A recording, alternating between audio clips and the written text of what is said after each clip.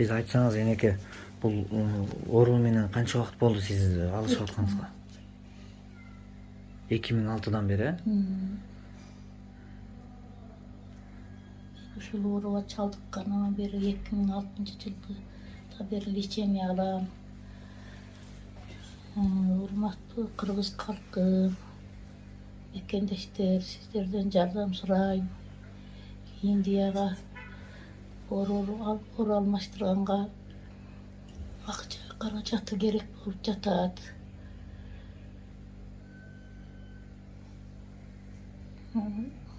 Сиздин кызыңыз донор болуп берейин деп атат, өзүңүздүн кызыңыз? Өзүмдүн чоң кызым донор болуп берейин деп атат.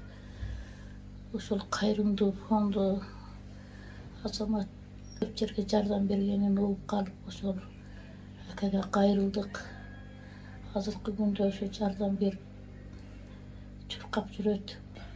Аллах Таала өзү берген дартына шифа берсин энеке. Кудай буюрса тез жакшырып Өзүнө кетиңиз. шифа берсин. Урматтуу кыргыз элим, баарыңарга Алла ыраазы болсун. Кыргыз элим, сиздерге кайрылуунун себеби мына апам боор оорусу, цирроз оорусу менен ооруганына байланыштуу Индияга тез арада боорун алмаштырып келиш керек болуп атат. Өзүбүздүн каражатыбыз жетишпегендигине байланыштуу элге кайрылуунун себеби ошол. Мына Азамат Байматов кайрымдуу фондунун жетекчисинде кайрылып жардам сурап жатабыз. Элге кайрылуу жасаганыбыздын да себеби ошол. Апамды тез аранын ичинде Индияга алып барбасак болбойт. Кайсы жерге барбайлы, бардык эле врачтардын айтышы боюнча ушу перистка печень деп токтолуп атышат. Донор болгону өзүмдүн эң чоң эжем даяр донор болгонго. Апамдын биздин пешенебизде эми чай ичип, эми күлүп турган мезгили. Пешенебизде болушун каалайбыз.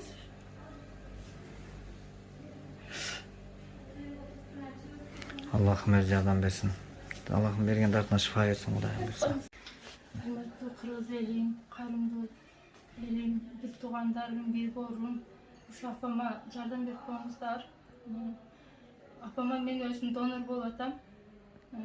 Себеби апам өмүрүн сактап калышым керек. Азыр апама жүрөгүмдү бергенге да даярмын. Апам үчүн, эне үчүн. Только акча гана жетишсиз болуп турат. Сиздерден суранам, кыргыз элим, жардам бериңиздер. Апамды сактап калайлы. Сиздерден өтүнөм. Бизден кайтпаса да Алла Тааладан кайтат. Алланын ыраазычылыгы үчүн жардам бериңиздер. Аллах өзү жардам берсин, жараткан жардам берсин. Себепчи болчу инсандар сөзсүз кайдыгер болбойт деген ишеничтебиз. Кудай буюрса мына кыз менен эненин ортосундагы сүйүү, жакшы көрүү канчалык экендигин мына ушундай кадамдар далилдеп келет. Ошон үчүн урматтуу достор, бул жерде баардыгы даяр болуп, каражатка гана такалып турат.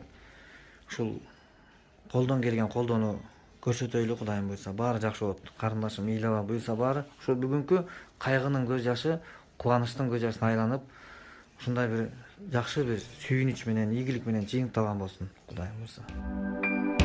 Ар бир тилегим айласын тапкан, түн бою уктабай тербетип чыккан. Бейишим өзүңсүң ардагым апа, асылым менин ардагым апа. Мен үчүн канча сен түйшүккө баттың, жан апа чачыңды бу бакта басты. Кагылам өзүңдөн айланам апа. Кыргыз элим, ушул бизге жардам берип коюңуздар. Ушундай ооруга чалдыгып калдык. Эми кыздарымдын күнүн көрөрдө тезирээк жардам берсеңиздер жакшы болот эле. Мына урматтуу достор, мекендештер, сүйлөйүн десең сөз көп. Бирок бизге сөздүн эмес, иштин жыйынтыгы керек болуп турат. Каршыбызда атанын, апанын, бир туугандын оору чоң экендиги баарыбызга белгилүү. Бирок ушундай кымбат убакыттар өтүп жатат. Эгер убакытты туура пайдаланбасак, бул убакыттан биз көп учурларда уттуруп коюп аткан учурларыбыз бар. Ошон үчүн убакыттан уттурбастан мен bir мусулман, bir боор катары, мекендешим катары ушул атаны аяп, атанын алдында кыздары мына эненин ушул мээримин көрүп, эне мээрими менен чоңоюшса экен деген үмүт менен көп ушул себеп болоюн деп аракет кылып жүрөм. Бул Кудайга гана маалым. Кудайга буйруса, Кудайдан үмүтүм чоң. Ушул жакшы иш кылсак, себепкер болсок, Кудай астында сооп табабыз. Мен дагы мына азыр бул жерге келип, мына Оштогу Ош обул больницасында турабыз. Мына ушул төшөктө бир мезгилде биз кичинекей кезибизде бооруна көтөрүп, курсагына көтөргөн, курсагына батырып, бизди төрөп, белинде көтөрүп, ушундай эчтекени жей албай турган мезгилде бизге тамак берип, баса албаган кезибизде бастыртып, эчтекеге жарабаган кезибизде жаныбызда бир эле эне бар эле. Башка бизде дос дагы, биздин өмүрлүк жарыбыз дагы, балдарыбыз деле жок эле. Бир эле эне, ата эле жаныбызда. Бүгүн айланабызда көп достор бар, көп адамдар бар.